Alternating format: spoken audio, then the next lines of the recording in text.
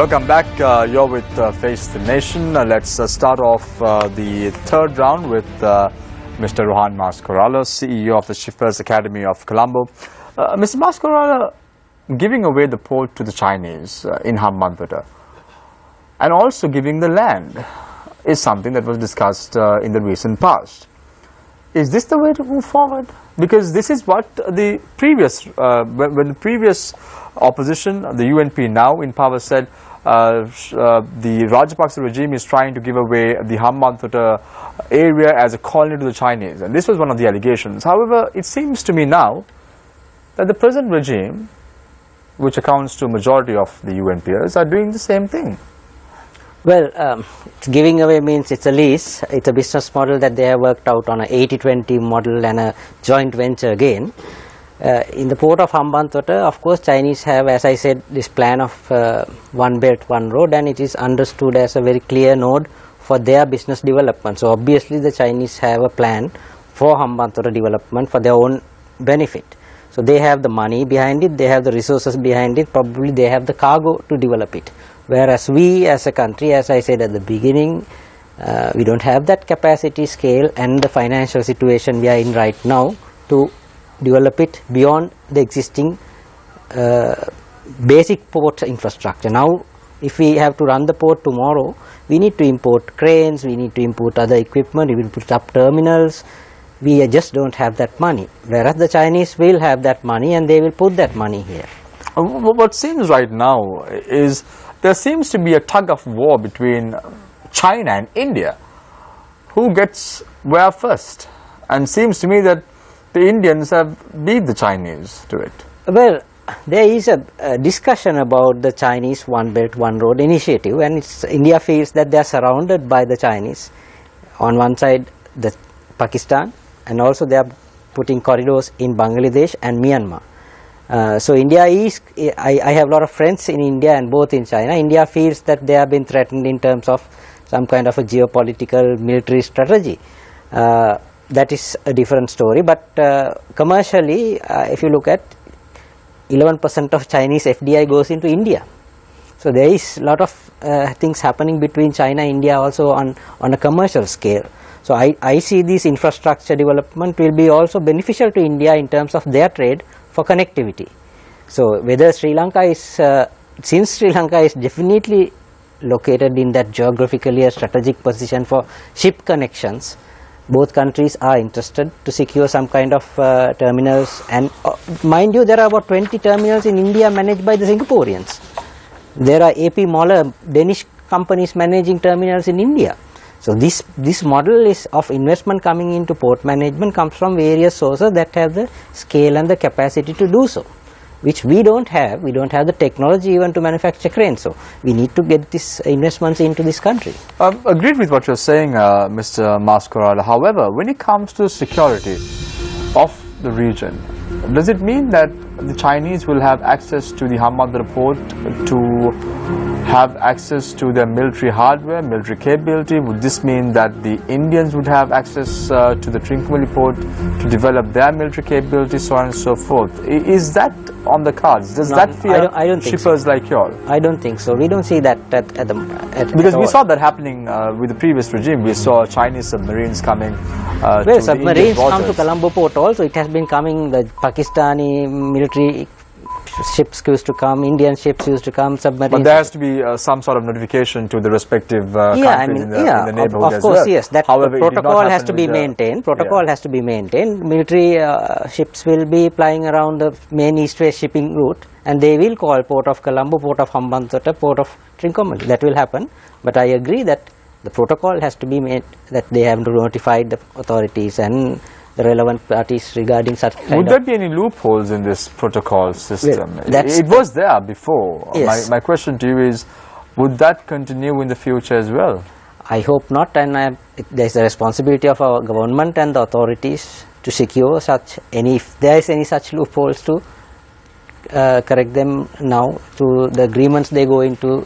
A lot of people have problems, Mr. Mascorala, with regard to the Sri Lankan shipping routes with Sri Lankan logistics at the moment. People are saying that it is not streamlined well.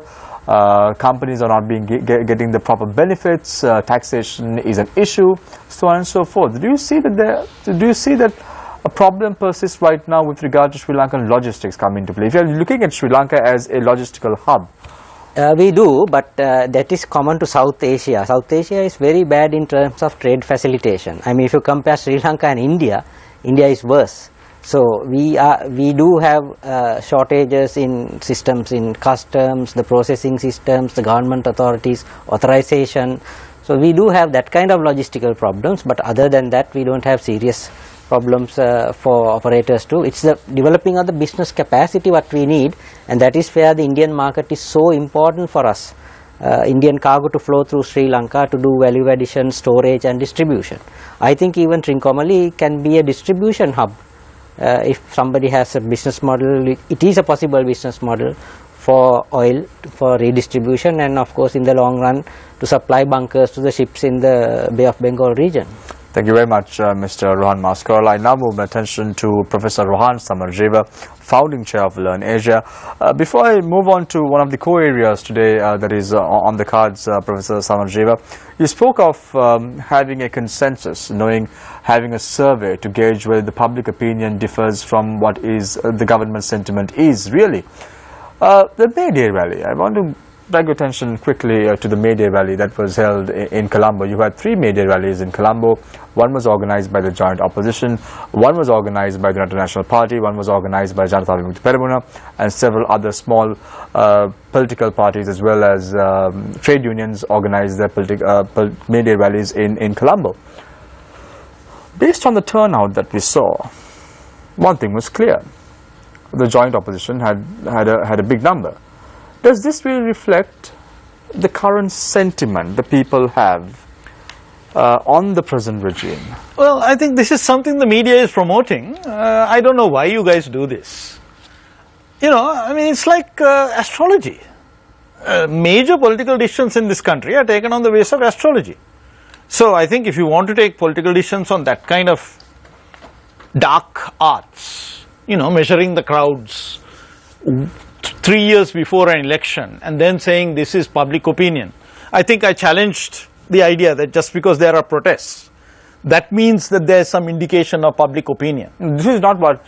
yeah, but I don't get into that. I'm not in that business. Professor, it's not what the media is propagating. If you go to social media, where the public has a lot of access... Yeah, but that is not a representative sample. I said the only information that I'm willing to rely on is a representative sample survey. Give me something about, you know, representative sample of over 6,000 or something. Maybe I'll pay attention to it. But you know, that is What is the public sentiment like? How do I know? A professional. Do you know? I don't know. As a professional, I came here to talk about ports. Honestly, I mean, if I was told to come and talk about crowd sizes at May Day rallies, I would have said no, because I have no expertise in the dark arts of crowd estimation. What is your opinion with regard to the government? What is your opinion? What is my opinion regarding the government? Yes. I wish the government would actually get its act together and implement and close things. I'm very happy that they have almost got the GSP plus. But again, I want to emphasize that, you know, the government may have done the job in getting GSP plus that we had, which we lost, getting it back. Sure.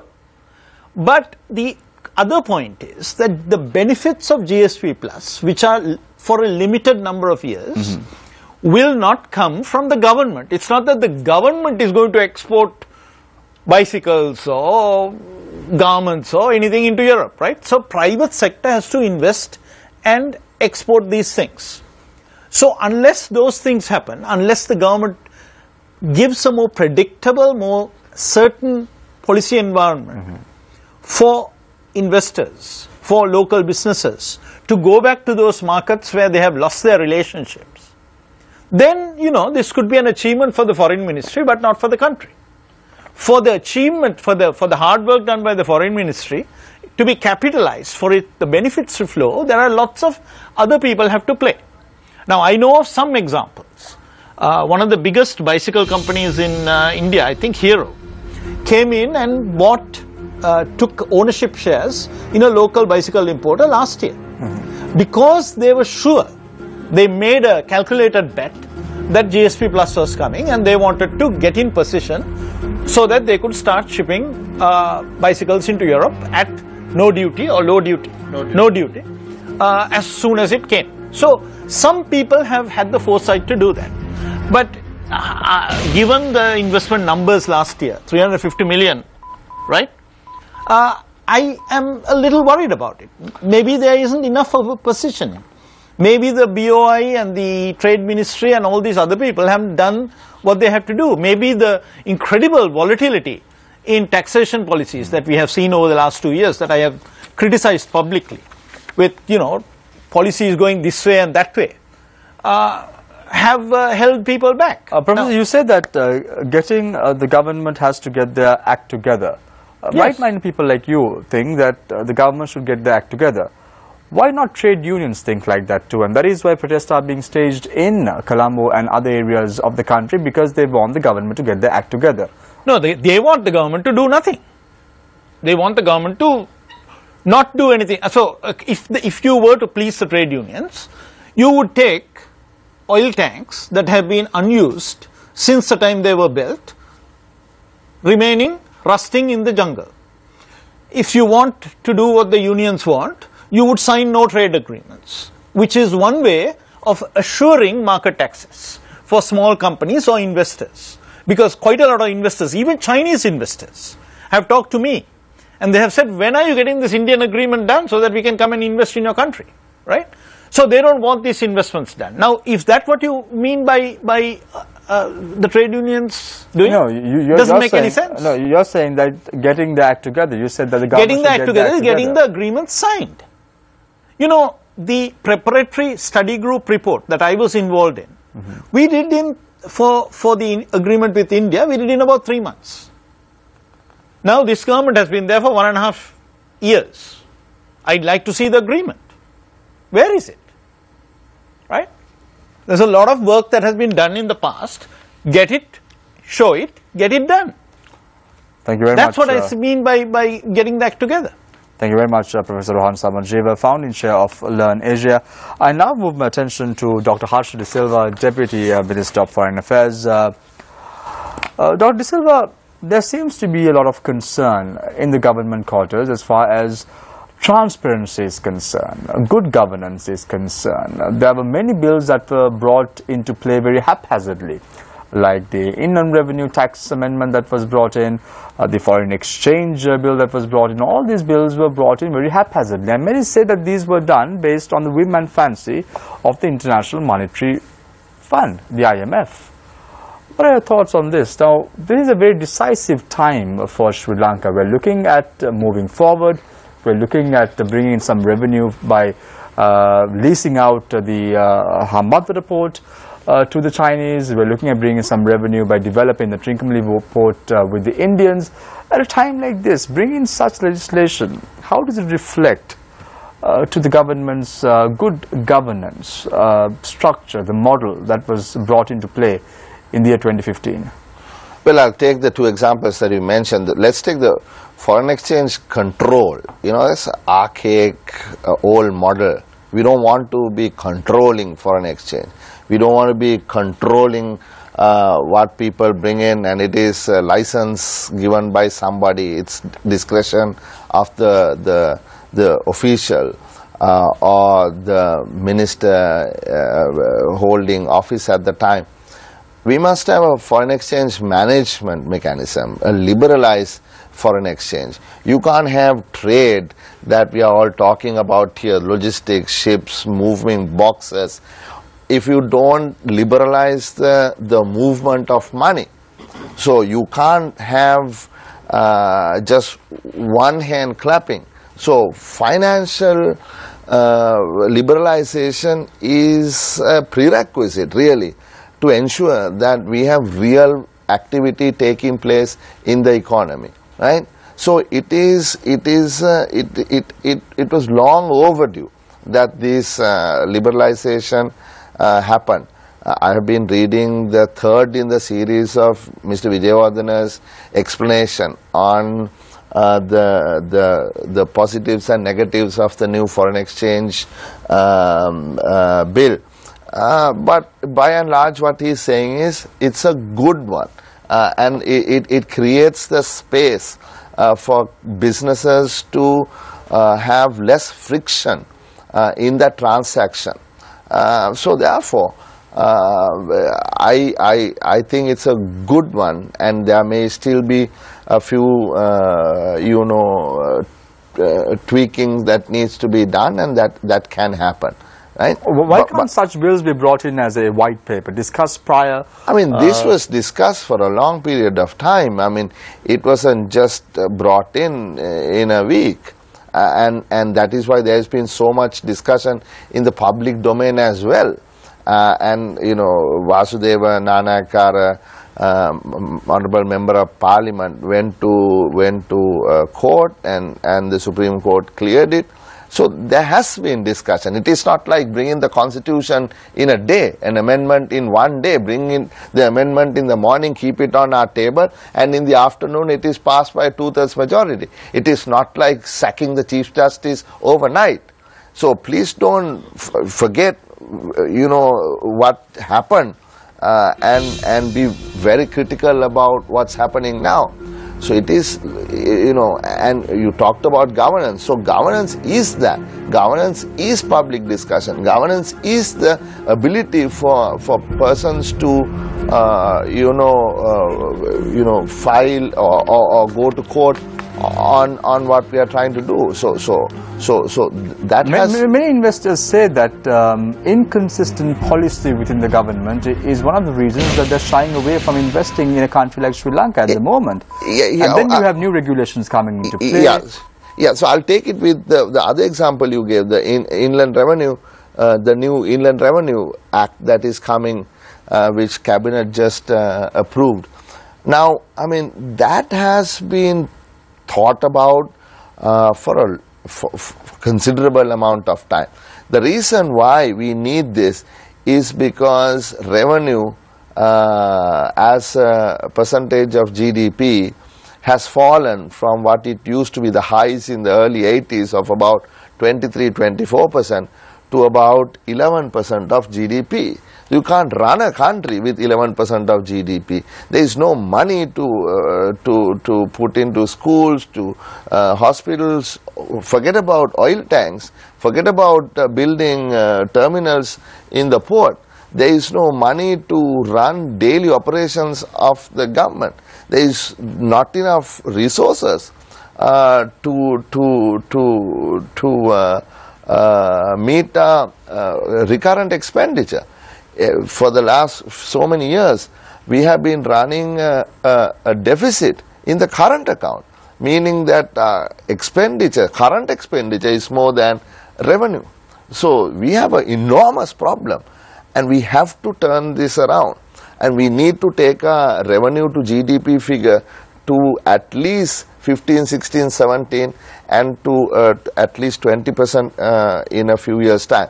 So in that context, and also given the fact that we have to be competitive in the region to be able to attract foreign direct investments, and keeping in mind that investors are looking for some sort of concession, some sort of investment relief, some sort of capital allowance that can be written off, some sort of accelerated depreciation, some sort of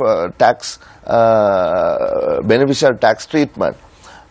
Having that in mind, we have to come up with a new Inland Revenue Act. So this one, which will be debated in Parliament, once tabled in the Parliament, it will have 2 weeks for people to go to court, and then it will come back in the debate in Parliament, and in the committee stage other amendments can be done.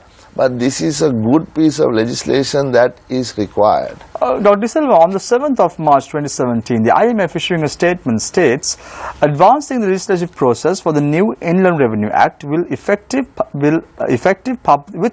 public consultations is a critical step towards rebalancing the tax system towards a more predictable, efficient and equitable structure. Yes. After issuing this statement on the 7th of March 2017, the Ceylon Chamber of Commerce also issues a statement 1.5 weeks later, and they say that they look forward to an early opportunity to engage with the authorities to discuss our suggestions and concerns, and hope that the Ministry of Finance and the Inland Revenue Department opens up this space. Now, it's been nearly 1.5 months. Has this space been really open for the private sector to bring up their concerns and grievances? I mean, I don't know exactly what happened and who exactly participated from the private sector, because I'm not in on that side Agreed, of town. I'm in the Republic building, and I deal with GSP and various other things. But from what I understand, there was quite a bit of discussion with the chambers, and they made their concerns known. But we need a simple, easily understood tax structure, right? So we're going to have only three brackets for corporate tax with the 28%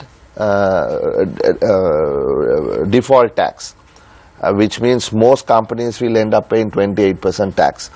14% will be for those who are exporting either goods or services, or individual exporters of services and others, and SMEs. And at the higher bracket will be casinos and liquor and tobacco. So within that, it is fairly predictable. And also tax concessions. We will see that there will be accelerated depreciation allowance given to everybody across Sri Lanka, but special allowances and concessions for those who want to invest in the north and also in the east and other difficult places like Wu and so on. So I think after many years, we will have a simple, easy to understand, predictable tax structure here. And I also must say that we do appreciate the engagement we've had with IMF. The IMF resident rep here for over a number of years have been working closely with the Treasury, not just this government but also the previous government. So this is a result of a long session of consultations both domestically and internationally. De Silva. I now move my attention to Dr. Tilak Siambalapitiya, International Energy Consultant. Dr. Siambalapitiya, right now Sri Lanka is moving on an upward trajectory as far as building apartments are concerned. You have many apartments that are being built, and you have, it's like a competition in Sri Lanka, who builds the tallest building. Now there is another question mark. First question is, where is the garbage really going to be dumped, and what is the waste management process that is going to be implemented? We discussed this 2 weeks ago. It was very clear that the government is yet to have a plan on that premise. However, a plan is going to be implemented in the next 2.5 years, and when that comes through, there would be a change of government, or the same government would be taking over and be running the country again. So now there is a problem with regard to the energy sector of the country. Where is the power going to be pumped to these buildings that are going to be coming up? Who is going to be providing power? Where are they going to source it? There is an underlying reality when you look at the sales data. The sales to commercial sector is increasing at a rate higher than the sales to manufacturing industry. So, of course, the sales to households are also increasing. So, as a result of this, we see very significant changes in the hour-to-hour consumption of electricity. In fact, somewhat of a favorable change. The daytime electricity consumption has increased compared with what we had several years ago on relative terms. So, of course, these apartments coming in and commercial buildings coming in also is very clearly indicated by the growth figures of last year, which are almost, they are still not published, but the sales growth is touching 10% with the interim data. So, to manage a 10% growth in electricity consumption, you can imagine that we need to, Sri Lanka has about 3,500 megawatt of capacity. We need to build 300 to 350 megawatt of new capacity every year if a 10% sales growth is sustained, or at least 250 megawatt every year, or which means 1 Sampur every other year. And we are not doing that. What are we doing? We are destroying all the plants that were there, and then changing the decisions and starting everything anew. But that was the right decision for Sri Lanka. There was climate change issues that cropped up with regard to the Sampur coal power plant that was being built. It was an issue that was brought forward by many environmentalists concerned, Dr. Siambalapitiya, and as a result of that, the construction of the coal power plant stopped. Well, one has to see whether how much Sri Lankans are responsible for climate change. A Sri Lankan uses 600 units of electricity for everything: household use, commercial and industrial activity. Right at the top of the league are the Norwegians, 25,000 units of electricity per person per year. India is at 750, USA is at 10,000 per person per year, and Sri Lanka is using 600. So who are the people who are responsible for climate change? Is it Sri Lankans or somebody else? We did sign an agreement in Copenhagen a few years ago saying that Sri Lankan emissions would be very less, Dr. Siambalapitiya, if you recollect. They are based on nationally determined targets. We never said that we will not build this power plant and that power plant. They are based on nationally determined targets. So what Sri Lanka should have is a balanced and mixed approach, so which will give a reasonable place for new renewable energy, which will ensure that we will meet our green credentials, but at the same time not forgetting the fact that we are at a very low level of consumption. In fact, when you look at the statistics, among the countries that are within the 3,000 to 4,000 per capita GDP range, Sri Lanka has the best energy efficiency. Sri Lanka has the best energy efficiency in terms of economic output for a unit of energy that we use. So therefore we should not be ashamed to use a little bit more energy to develop our economy, and also to use that energy from a cheaper source. And you know very well that you cannot run this program if we had only solar power. Can we? Probably the answer is no, because that is why then, hydropower as well. How should we get that electricity to run these lights in the studio at this time of the day? But we have a coal power plant that has been built and which is not functioning for maximum capacity as well. Well, Dr. Yes, there are issues. That is because of the approach. If that is the case, the approach has to be, the problem has to be arrested and then move forward to the next level. Yes, but of course, problems have to be arrested, and new power plants also have to be built. Of course, that is because the one and only power plant we have is not performing as it should. But having said that, 50% of this electricity is coming from that power plant, the so-called very bad power plant. It's providing 50% of electricity at the moment. But at the end of the day, that's not the case. The problem here at the moment is to ensure that Sri Lanka has the right energy policy at the moment. And you very well clearly stated before, Dr. Siambalapitiya, we don't have a proper energy policy. No, we do have an energy policy. There is a parliament table gazetted energy policy that is under revision at the moment. Sri Lanka is one of the few countries that always had a written down approved energy policy for the last 20 years, and the policy of 2006, if you look at it now, most of those elements have been implemented, right? So it's not a country that has no policy or no plan. The only problem is that when it comes to implementation, everybody becomes an energy policy maker. Everybody wants to be a decision maker. What is the reason? Because energy investments are very large, and everybody wants to be the person who makes the decision on power plants. Thank you very much, Dr. Tilak Siambalapitiya. I now open the floor for questions from our journalist. Yes, Charita. Yeah, my question is to Mr. Masakorala. Now, has the government sought consultation or advice from the private sector when planning projects of, say, strategic interests involving infrastructure, energy? I don't know about energy, but I can tell you about the ports and shipping sector. The local industry has been not consulted very much. We don't know why. But for whatever reason, we haven't had much discussions on Hambantota or Trincomalee, or for that matter Colombo East Terminal.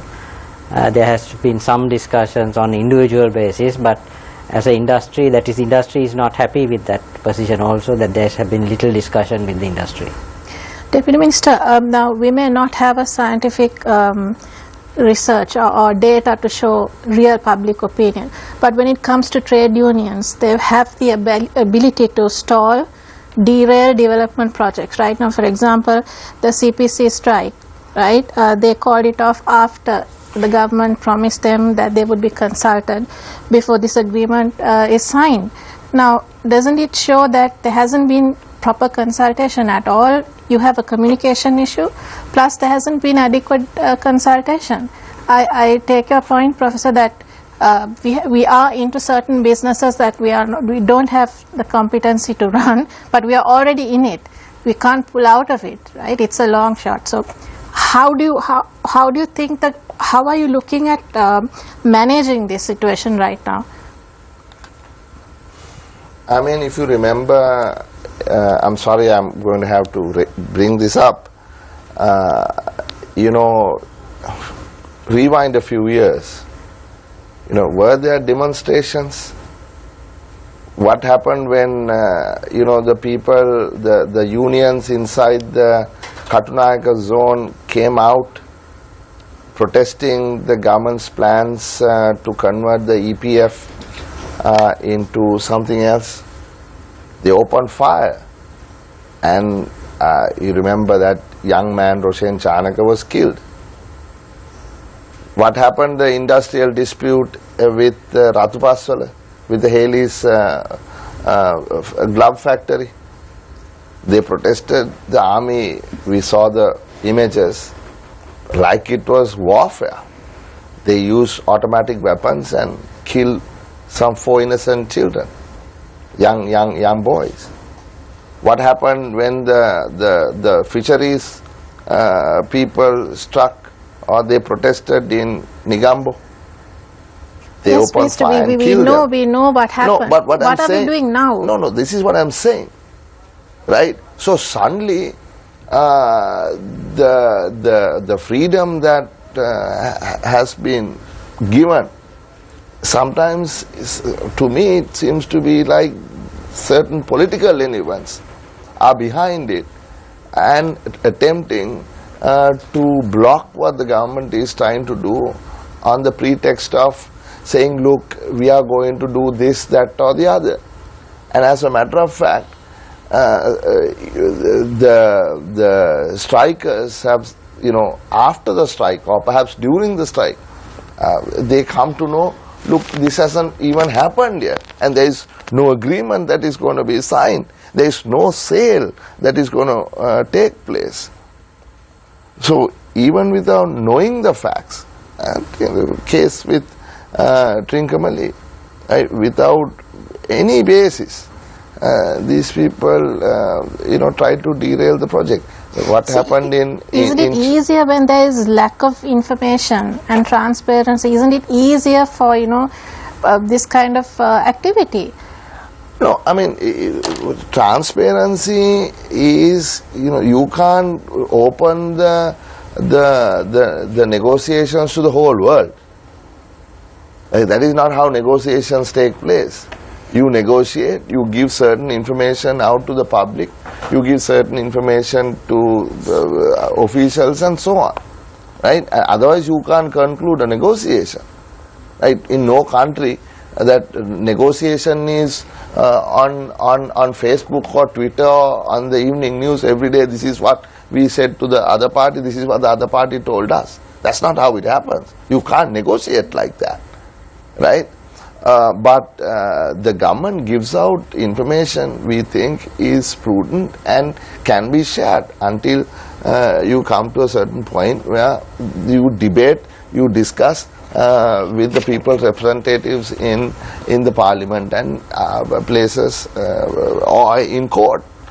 People can always go to court and say, look, this is unfair, this is unconstitutional, you shouldn't be doing this. And then the court will look at the facts and determine whether it is right or wrong. But here, this is politically motivated. So the opposition is attempting to stop what the government is trying to do. So that's simple as that. There was an idea thrown into the public domain about Hambantota, because a lot of people were talking about what to do with Hambantota. So with Dubai's global humanitarian aid center nearing capacity, there was a suggestion that perhaps we could use Hambantota port and the Mattala airport to make Sri Lanka as a hub for disaster relief in the Indian Ocean. Has this suggestion reached the government, and if so, have you all looked at it? I don't know. Perhaps Rohan can answer that. I know about the same suggestion came about 5 years back from a UN representative who was working in New York, Sri Lankan, to the government of Sri Lanka, but no one pursued it. That's the reality. But I don't know this new development also, because Sri Lanka is ideally located for the UN relief agencies to set up some kind of operation there. We did have some discussions on that, but it never took off. Yeah, I mean, those things can be complementary things to what we are doing. I mean, they're not the main thing. Yes. Yeah. So, I mean, we have to have a commercially viable operation happening in Hambantota. And, you know, I mean, OBOR is a project that the Chinese are certainly going to implement. It is not freebies or it is not aid money. It is a commercial transaction, right? And there is mutual benefit. So Chinese will certainly benefit, and we have to benefit from the transaction, right? So, and also it is not just about the port. I mean, to me, as a layman, the other day somebody asked me, Rohan, I said, to me it's like a post office. A port is like a post office. I said, why? Because there must be letters to, you know, you'll receive letters and you'll distribute letters. Postmen will never come to a post office unless there are letters to be delivered. So, to me, a port is like that. If there are no boxes, why would ships come? You have to have the boxes. So, either you bring boxes or you take boxes, right? So, either you or you produce the boxes. Somebody has to write a letter. So, who is writing the letter? Who is filling the box? So, the industrial zone is that catchment that you will bring the investors and create what goes in the boxes.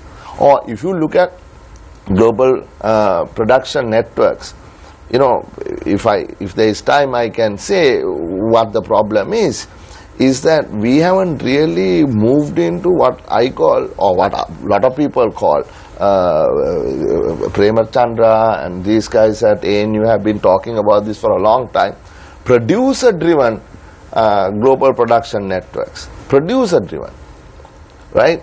So that means we must have partners overseas who partner with local companies to bring money here, put investment dollars in Sri Lanka, in these zones, work together and produce goods or services that can be exported. Of course, in this case, goods, services don't need boxes to be exported. So that transformation must happen from currently we are in what is called buyer-driven global production networks, where it is arm's length contracts. The buyer is in some overseas location. He says, give me 1 million pieces of shoes or something like that. Local manufacturer builds a plant, buys the machinery, hires the labor, puts his money and produces the shoes and then supplies it to someone else. But the person who is buying, who is at the other end of this contract, might find it cheaper in Vietnam or Myanmar, somewhere else. So he or she might move to this new location. So that is risky, and that is where we have been. So really, our apparel industry is an outlier according to people who have studied this. But what we really need is a producer-driven thing where it can be component manufacturing or something like that, where there is technology that is proprietary to some company. So whether it is Motorola or Apple or whoever it is can come and set up, and you produce specific components for specific companies. Dr. De Silva, Mr. Masakura was referring earlier to the need for structural reforms in terms of customs, trade processes, trade facilitation basically in the country. About a fortnight ago, Subhashini Abesing of Verite Research was on my show, the BizFirst Review. It was on the day of the vote in the European Parliament, and she was saying that while GSP Plus will be a welcome boost for exports, it certainly won't be a game changer for Sri Lanka. Do you agree that it won't be a game changer, and do you really see that dire need for structural reforms in customs processes, as Mr. Rohan Masakora was? I agree with Subhashini, and Subhashini has been saying this for a long period of time. Nishan has been saying it, Saman has been saying it, others have been, Rohan has been saying it for a long period of time. It is true.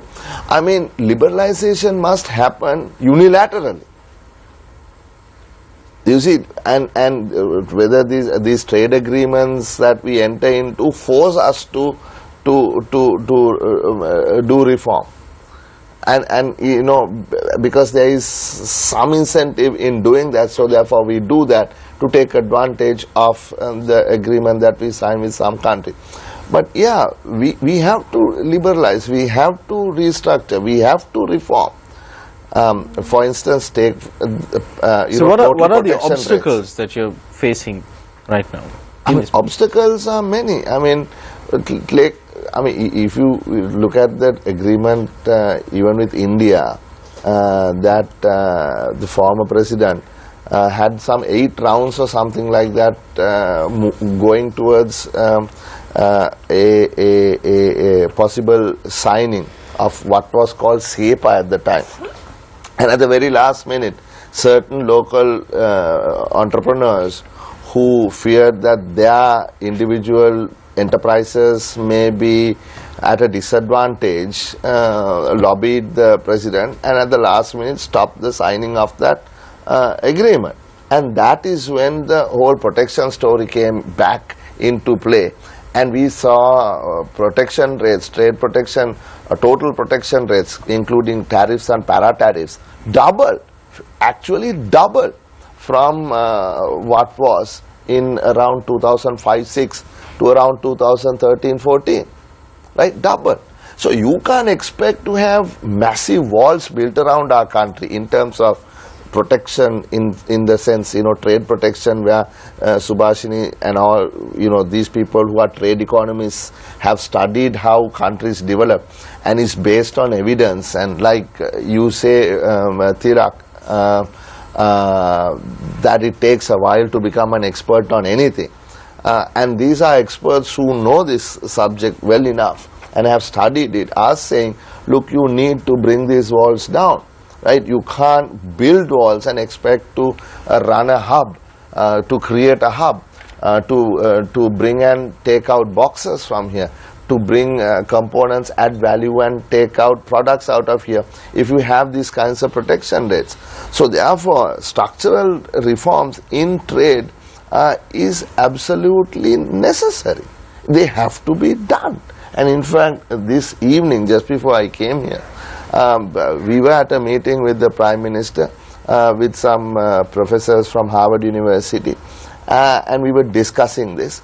And there was consensus that if you look at the countries that have really taken off, developed, improve the living standards of citizens, and these people have been bold enough to have made those structural reforms. So we have to do it. You can't have the cake and eat it also. Dr. Siambalapitiya, we were talking about the energy sector. I want to ask you, we've got the GSP Plus coming, as the Deputy Foreign Minister said, on the 15th of May. But we have both you and Dr. Samaraji saying that we're going to have a energy crisis in the country at the beginning of next year. So energy prices, power prices, electricity prices or tariffs are going to go up as we have more reliance on diesel, I believe, correct me if I'm wrong. How will this impact industry? Well, our industrial tariffs are still not too bad at the moment, but certainly if we look at the information published by the Public Utilities Commission, national average cost of production and delivery of electricity in the first quarter of, on the last quarter of last year was about 18 rupees 50, and for this year the information is still not published, the actuals. So, but I would expect it to touch 20 rupees. So this, compared with what it was say in 2015, is a 25% increase. Dr. De Silva, on one hand you have GSP Plus bringing the prices of our exports down, and you have energy costs driving the prices up. It's like you can't hit a winner here. Well, I mean, efficiency is what we need. So yeah, sometimes energy prices will go up, but then we'll have to drive efficiency in order to keep cost of production manageable, and that is both macro and micro. So we should be able to make sure that sort of the macro variables are stable, interest rates are low, inflation rates are held within reasonable bounds, exchange fluctuations are less spiky, so that there is sort of confidence in making those investments. Energy prices perhaps may go up, as he says, due to, you know, short-term issues, but in the long run we must be able to put all these together. Composite cost of production must be held down. Dr. Samarajiva, what do you think? Well, I actually studied the manifestos of the people who ran for the 2015 elections. There was something called the fuel price formula that was included, I think, even in the president's, the common candidate's manifesto, which everybody who supported the common candidate is bound by, right? 2 years have gone, no fuel price formula. So what is going to happen now? As the oil prices go up, as our mix goes up, right, that we are relying more and more on diesel, there's no formula, right? So the government will take arbitrary decisions of what the prices are. That means CPETCO, the government petroleum operation, as well as IOC, will start going into the red, right? And then what will happen? What will happen to the energy sector? Maybe the government will, for political reasons, say we'll hold these prices constant. Now what will happen? CEB will start hemorrhaging red ink, right? Now what is that going to do to your macro variables? That's my question, Harsha. No, I agree. These are things we have seen before. The country will go into an overall economic crisis. No, These are things we have seen. We know the solutions. But for 2 years we have waited without taking the necessary steps, and in some cases we have even gone back. Because we needed to move on extra generating capacity. Dr. Harsha, you can respond to that. No, I agree with Rohan. I mean, I agree that we have to have automatic adjustment in these prices, and we don't have to pass on the entirety of the Why take such a long time to implement a simple thing like a fuel formula? I mean, I know that there is agreement at the highest level to do it. It just needs to get done. I don't necessarily know why it hasn't been done, but it is something that needs to be done. It is necessary that we do it. Mr. Mascarola, a lot of issues. You speak of a fuel price formula, we speak of the energy crisis in Sri Lanka, the GSP Plus concessions have now come into play. However, there is an issue with regard to how the electricity is going to be provided to the governments in the country in the near future. Many issues are cropping up. What is the possible way forward? What must be the government's priority right now? Well, as Professor Samarajiva said, I think they have to get their act together very fast. Implement things, take decisions. What you are going to do, I'll talk of the ports, East Terminal of the Colombo port. It has been dragging. Proposals have been called for, cancelled. It's not happening. So, yeah, expecting this at least to be settled by July. So you're saying even if it makes the government unpopular, they have to make the right choice? Yeah, I mean, I think government should have made these unpopular choices 1.5 years back, where they had another 5-year term to give the results. Right? But they were very slow in certain things, and as I said at the beginning, poor communicators. They didn't know, they didn't articulate properly to the public what they want to do. So now they are in a situation in 2.5 years time there's going to be or 3 years time another election, so they have to think of that part of it also.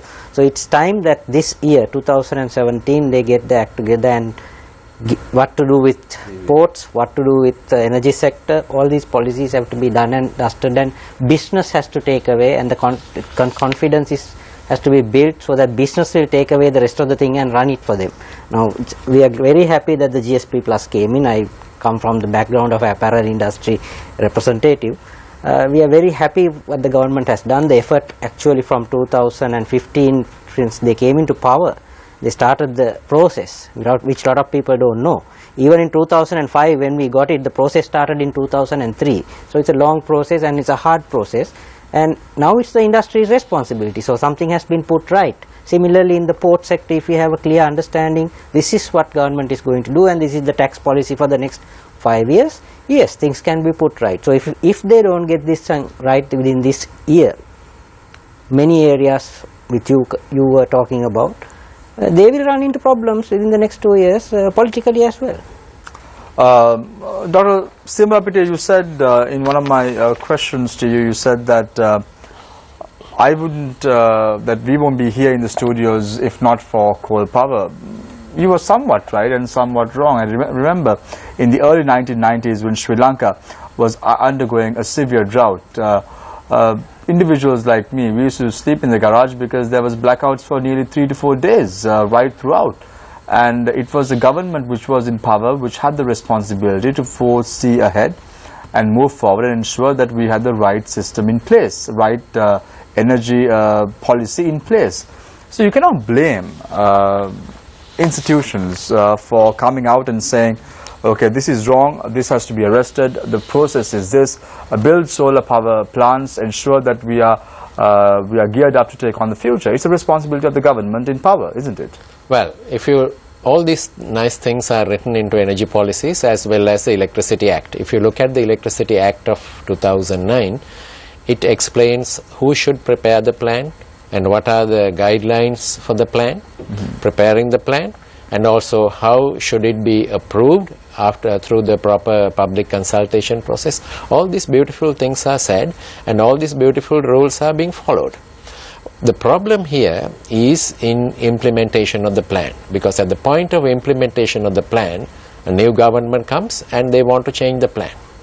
So when you do that, then what the governments, particularly new governments, do not realize is that it takes about 5 years to design and get approval to a large power plant. Just tell me, if you want to build a house, a 10 million rupee worth house, how long does it take for you to do the designs and get the approvals, even before you lay the foundation stone? At least 1 year, isn't it? And if it is a 500 million... But you cannot hold the people responsible for that, that's accountable true. for that. Yes, that's true. That's what the governments are doing. Appointed 225 members to the parliament. That's right. So change the decisions overnight, you throw away 5 years of work, and then you restart. And restart also now, to the decision to suspend or cancel or whatever Sampur, it's nearly 2 years. What have we done over the last 2 years? Effectively nothing. But if even an alternative was immediately started off, I'm not talking about a diesel alternative. Diesel alternative is very easy. You just throw a diesel engine and give power, and we don't actually need a government or even an electricity board to do it. Customers themselves can do it. You need governments and large electric utilities to use difficult fuels and build large power plants, large investments, run them efficiently and provide electricity at a lower cost. And that is also written in the Electricity Act. But we ignore all these things and change decisions, and we do not know where to go. I mean, not we, but the government doesn't know where to go, and start signing MOUs with various governments for undefined power plants. And I'm fairly sure even from 2 years from today, we can have the same discussion and your observations and mine will be exactly the same as we have. And our electricity costs, now don't forget that the international oil prices are not increasing, coal prices are not increasing, so therefore fuel price increase is not the reason for the electricity production cost increase. The reason is that we are using more and more diesel to produce electricity. Thank you very That's much. the reason for the cost increase. Thank you very much, gentlemen, for your thoughts in the first, second, third and fourth rounds. We now go for a short commercial break. When we come back, it's the final round, the round which has the conclusions and recommendations to the government. Welcome back. This is Face the Nation, a light moment indeed during the break. So let's start off the final round with Professor Rohan Samarjiva, founding chair of Learn Asia. Professor, you say the government needs to get their act together. What is your message to the ruling party now? What must they really do? How must they move ahead? Well, I can remember the speech that the current Prime Minister made in the Tokyo donor meeting, that we had in 2003 when the various countries were committing to help Sri Lanka recover from the war. And he said, my government has 3 priorities: implementation, implementation and implementation. 14 years later, I still remember that speech because I thought it was a powerful speech. I thought it really hit the point because he had heard the criticisms of saying, what is the point of giving money to Sri Lanka? Sri Lanka would not be able to implement projects. And he said, these are our priorities. I would like to hear that speech again. I would like to hear a cabinet level commitment to that. I would like to have the cabinet ministers being given, like in some countries, cabinet ministers are given performance contracts. You can negotiate with them. You can say, you're the energy minister, do these things. And if you don't, we'll say that you have not succeeded in delivering and you're out. You can go back to the backbenchers, right? Have some accountability. The problem in our country is no accountability, right? Garbage mountains collapse and we don't know who's accountable. Power plants don't get built, we don't know who's accountable, right? Projects get delayed, but nobody is held accountable. I'm saying sign contracts with government ministers. The president should sign contracts with the ministers should turn and sign contracts with their deputy ministers, and so on. Everybody should have. I mean, we are used to this. We work in consulting, we know deliverables. If we don't deliver, we don't get paid, right? Company CEOs know what their obligations are. Why is it that we can't have this kind of model in government? I'm not doing something new. This is found all over the world, these kinds of arrangements. Why don't we do that? If you're doing a cabinet reshuffle, let's not gossip about who's going to get appointed. Because another reshuffle without these structural changes will yield the same kind of results. Where we look around and say, what has that minister done? Can't figure out what that minister has done. I'm saying, ask every minister. You have been in this portfolio for 2 years. What have you done? No excuses. No future tense. Past tense. What have you done? Thank you very much, Professor Rohan Samarjiva. I recollect a few months ago, I think it was in February, during the American Chamber of Commerce luncheon meeting, Ms. Charita Ratwatta and Mr. Bhaskar Lingam, known as the economic pundits of the United National Party, amidst the Prime Minister said, we have an issue. First is implementation, second is implementation, and third is also implementation. Dr. Harsha De Silva was also a member of a participant at this particular event that I am talking about. So there is an underlying problem for the government, and that is very clear. That is implementation. I now move my attention to Mr. Rohan Maskorala. Mr. Maskorala, right now, Sri Lanka is looking for a significant change in the country's economy. We're looking for foreign revenue to come into the country. At a time like this, as the CEO of the Shippers Academy of Colombo, what is your message to the government? Well, I don't have much to add because Professor Samarjiva told what has to be done. We all are waiting for the implementation, the reforms to be put in place, and give the business community a roadway saying this is where we're going as a government and this is your way of going, these are our policies and these are your tax structures, we have put them right. Now you start doing because we are a free, open, private sector led economy. But as it was told many times, the signals are still not strong, signals are still not clear. So we know that they are doing a lot of work, but sometimes flying at 35,000 feet alone is not going to solve all the problems at strategic levels. You need to be ground realistic in a country where the GDP per capita is about 3,800. The understanding of people are different. So you need to communicate to those people of the major reforms, what you are doing at 35,000 feet. So if that is mixed up, government has to correct that situation, because we are all waiting for that implementation stage now to take our country forward. And it's a great opportunity for Sri Lanka actually, with India and the subcontinent growing at 7%. I'm a strong believer, I have been always a strong believer, that we can be a logistics and a maritime ocean economy led country like Singapore for this part of the world. So we are hoping for that changes to come very soon. Thank you very much, Mr. Rohan Maskorala. I now move my attention to Dr. Tilak Siyambalapitiya. Dr. Siyambalapitiya, one thing is clear, you and Professor Rohan Samarji have very clearly articulated that 2018 is going to be a problematic year. In the short term, I'm talking about the next 1.5 years, what must we do? Let's not delve on what happened in the past. Let's talk about the next 1.5 years. What must the government do? You have a professional onto your right, Dr. Harsha De Silva. You said if he was taking the decisions, he wouldn't make a mistake. However, you can also probably advise him as to how best we should move forward. So your time starts now. I would say precisely, decisions of the long term first, and once you have those decisions concrete and implementation already started, then you make decisions on what to do until we have the results of those long term decisions. As I've told you, the long term plan has been messed up. I mean, to be honest, it has been messed up, and the decision making process itself has been completely, I would say, destroyed. And I would like to take a free ride on Rohan's intervention, that there is no clear line of authority in the energy sector now.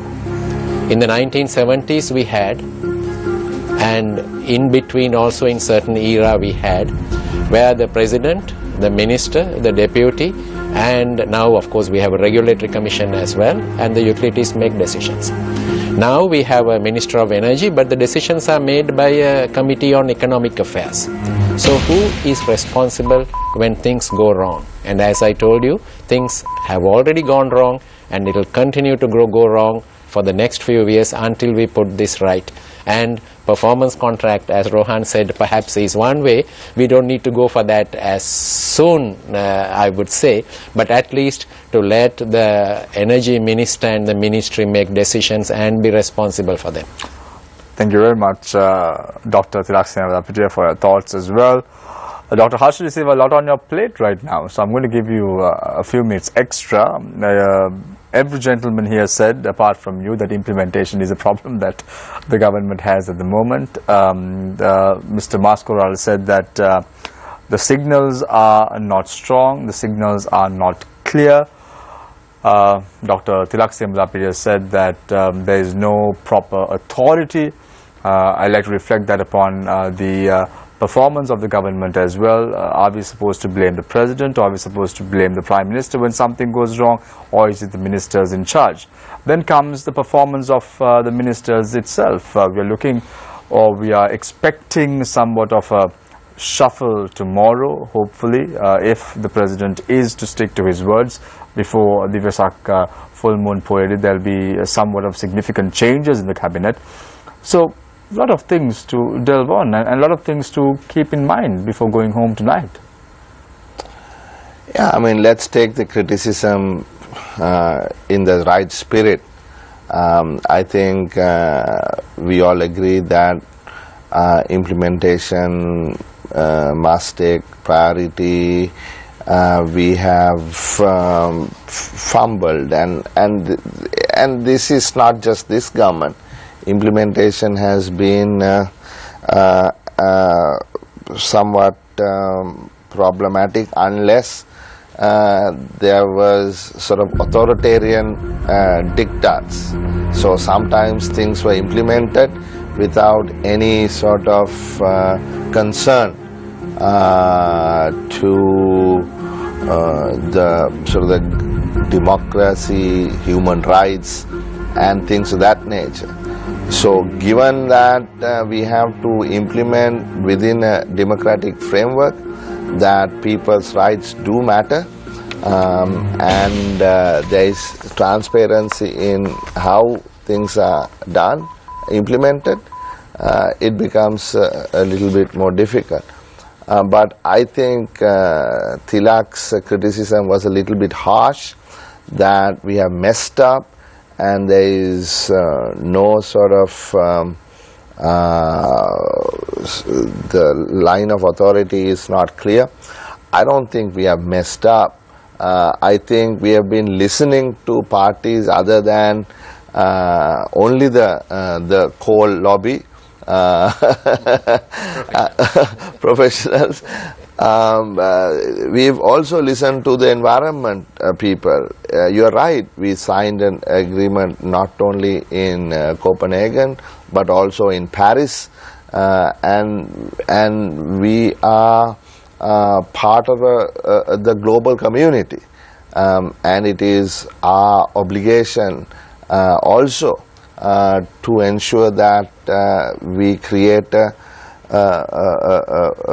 or we continue to protect the earth that we inherited, and we keep it, we don't trash it.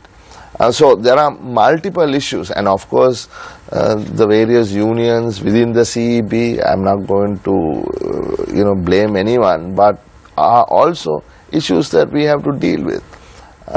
But going forward, the government has struggled to put things right.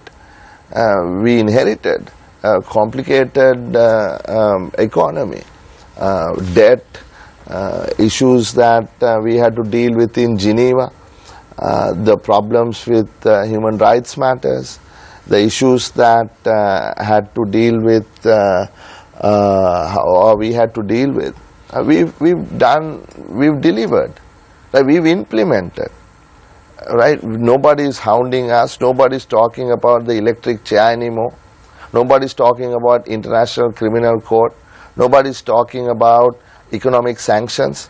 So don't forget that this government, you can criticize, and we are open to criticism.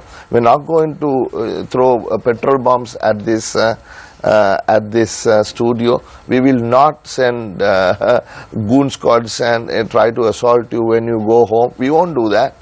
But please appreciate what this government has also done. Right? We are making progress towards genuine reconciliation. Forget about all this if we go back to war. Forget about all of this if bombs start going off again. These are minor matters, whether we pay a little bit more for electricity today, if we are fighting a war again. This is a minor matter if we don't, it is.